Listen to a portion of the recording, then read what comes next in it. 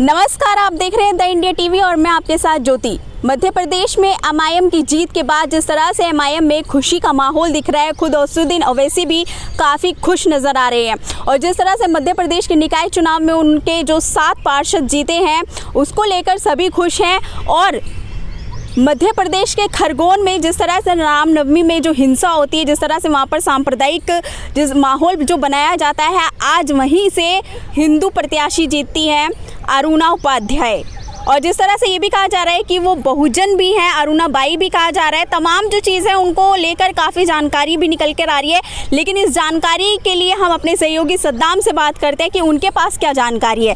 सद्दाम, आप बताइए, जिस तरह से उनको कहा जा रहा है कि वो बहुजन समाज से आती है, कई जगह पर उनको अरुणा उपाध्याय भी लिखा जा रहा है, अरुणा बाई भी लिखा जा रहा है, क्या इसके पीछे सच्चाई है?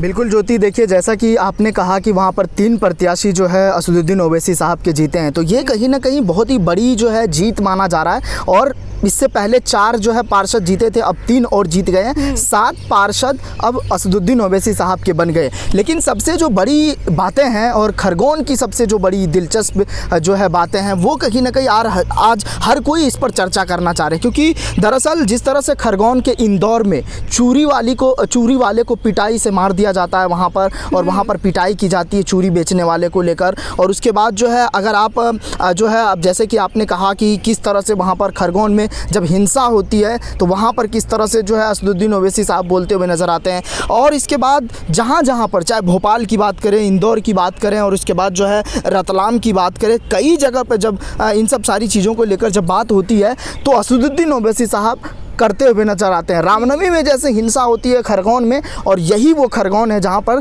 3 सीटें यानी एक अरुणा उपाध्याय जीत कर आती है, दूसरे जो है वार्ड नंबर 2 से जीत के आते हैं, वार्ड नंबर 15 से शकील अहमद जीत के आते हैं, और तीसरे जो प्रत्याशी हैं वो कहीं ना कहीं शबनम अदीब जीत के आती है। तो इसको लेकर कहीं ना कहीं बहुत बड़ी बातें हैं। मुसलमानों की वहाँ पर जीत हुई है और वर्चस्व तैयार हुआ है। और 2023 के विधानसभा चुनाव में मध्य प्रदेश में कहीं ना कहीं एक अच्छा प्रदर्शन एमआईएम का होगा। क्योंकि देखिए, जहाँ से अरुणा उपाध्याय जीती है वहाँ से भारतीय जनता पार्टी के सुनीता देवी को हराकर 31 वोटों से जीत हासिल की है। तो ये भी कहीं ना कहीं बहुत बड़ी बातें हैं। और जो लोग कहते हैं कि भारतीय जनता पार्टी की बी टीम है असदुद्दीन ओवैसी साहब, उनको कहीं ना कहीं ये करारा जवाब है और इसको लेकर उनको भी समझने की ज़रूरत है। दरअसल जिस तरह से ये कहा जा रहा है, और उसके बाद जो अरुणा उपाध्याय हैं, वो किस तरह से जो है जीतने के बाद इतनी बड़ी ऐलान करती है, शुक्रिया अदा करती है और असदुद्दीन ओवैसी साहब का शुक्रिया अदा करती है। और इससे पहले आपने देखा होगा कि असदुद्दीन ओवैसी साहब वीडियो कॉन्फ्रेंसिंग के जरिए उन्होंने तमाम मध्य प्रदेश वासियों का शुक्रिया अदा किया था। तो ये भी इस लिहाज से देखा जा रहा है कि अगर असदुद्दीन ओवैसी साहब मध्य प्रदेश की सियासत में गए हैं तो ये कहीं ना कहीं जो है उन लोगों के लिए जो लोग सिर्फ एक पार्टी में सिमट के रह जाती थी। अगर 2013 के विधानसभा चुनाव का हम जिक्र करें, उस समय कांग्रेस पार्टी ने भी कई मुस्लिम उम्मीदवार उतारे थे, लेकिन जीत 2 ही को मिली थी। और उसके बाद वहाँ पर 2 विधायक अभी भी मुसलमान ही हैं। उसके बाद भारतीय जनता पार्टी भी मुसलमान को टिकट देते आए हैं। और उसके बाद जो भी चीज़ें हुई है मध्य प्रदेश के राजनीति में, असदुद्दीन ओवैसी साहब 2023 के चुनाव में गुल खिलाएंगे और इसको लेकर बड़ी बहस हो रही है। हाँ सद्दाम, लेकिन जो अरुणा उपाध्याय हैं, जब वो अपना इंटरव्यू देती हैं तो वो कहती हैं कि मुझे असदुद्दीन ओवैसी की जो वो भाईचारे की बात करते हैं, समानता की बात करते हैं, तो बहुत अच्छा लगता है कि वो संविधान पे चलते हैं, डॉक्टर अंबेडकर द्वारा जो लिखी गई है उन पर, मतलब जितनी भी उनकी बातें कही गई हैं उन पर वो अमल करते हैं। तो इस तरह से वो अपने इंटरव्यू में कहती हुई नज़र आती है। और ये देखा भी गया है कि असदुद्दीन ओवैसी भले ही उन पर कई तरह के आरोप लगते हैं, लेकिन वो चाहे मुस्लिम हो, चाहे बहुजन हो, चाहे कोई भी हो, वो हर किसी को साथ लेकर चलते हैं और हर मुद्दे पर अपनी आवाज़ भी उठाते हुए दिखते हैं। बिल्कुल आपने सही कहा कि किस तरह से जो है ये सिर्फ हिंदू मुसलमान की जीत नहीं है। जो लोग संविधान में आस्था रखते हैं उनकी जीत है, उन लोगों का परचम है जिन्होंने एक हिंदू मुसलमान भाईचारे को कायम रखने की बात कही है। दरअसल इसका जिक्र भी होना बहुत ज़रूरी है ज्योति। और इसको लेकर कहीं ना कहीं जिस तरह से लोग चर्चाएं कर रहे हैं कि सिर्फ असदुद्दीन ओवैसी साहब की मुसलमानों की जो पार्टी पर जो ठप्पा लगा हुआ था वो बिल्कुल जो है अब दरकिनार होता हुआ दिख रहा है। क्योंकि इससे पहले अगर यूपी विधानसभा चुनाव का हम जिक्र करें तो वहाँ भी उन्होंने ब्राह्मण प्रत्याशी, दलित प्रत्याशी को भी उतारा था। चाहे वो मनमोहन झा गामा की बात करूं, बनारस से हरीश मिश्रा का जिक्र करूं, भले ही वो पार्टी छोड़कर चले गए और उसके बाद जिस तरह से जो है कई तरह से नगीना में किस तरह से जो है एक जो है बहुजन बेटी को वहाँ पर चुनाव में उतारते हैं असदुद्दीन ओवैसी साहब, वही चीज़ें मध्य प्रदेश के निकाय चुनाव में देखने को मिला ज्योति। और ख़ास तौर पे ये बातें बहुत बड़ी अच्छी लगी ओवैसी साहब की कि वो महिला प्रत्याशी को ज़्यादा ध्यान देते हैं। इसको लेकर लोग काफ़ी दिलचस्पी दिखा रहे हैं क्योंकि कई जो मतलब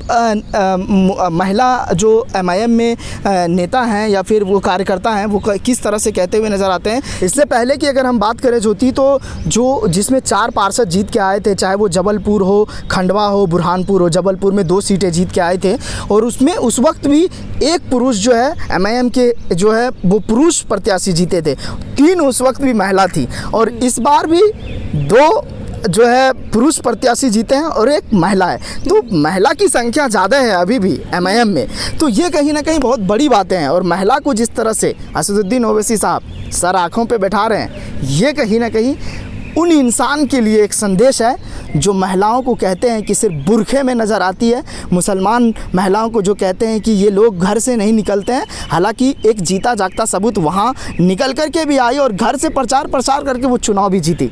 आपका क्या ख्याल है? बिल्कुल सद्दाम, आपने बिल्कुल सही कहा कि जिस तरह से वो मुस्लिम महिलाओं की भी बात करते हैं, लेकिन वो हर महिलाओं के लिए भी आवाज़ उठाते हुए दिखते हैं, चाहे वो किसी भी वर्ग की हो, किसी भी धर्म की हो। और वैसे ये भी कहते हुए नज़र आते हैं कि आदिवासियों को भी अपना नेता चुनना चाहिए। जिस तरह से जो बहुजन लोग हैं वो अपना नेता चुन रहे हैं, मुस्लिम जो हैं उनको भी अपना नेता चुनना चाहिए। तो इस तरह की वो काफ़ी बातें करते हुए राजनीति में नज़र आते हैं। तो जिस तरह से मध्य प्रदेश में हिंदू मुस्लिम का जो खरगोन में जो हिंसा हुई, हिंदू मुस्लिम का एंगल दिया गया, कहीं ना कहीं MIM ने, ओवैसी ने आज उस भ्रम को तोड़ दिया है। फिलहाल इस मुद्दे को लेकर आपकी क्या राय है, हमें कमेंट कर जरूर बताएं। अगर आपको ये वीडियो पसंद आई हो तो लाइक करें, शेयर करें, इसके साथ ही हमारे चैनल को सब्सक्राइब करें। शुक्रिया। और चैनल को लाइक, शेयर एंड सब्सक्राइब करें और बेल आइकन दबाना ना भूलें।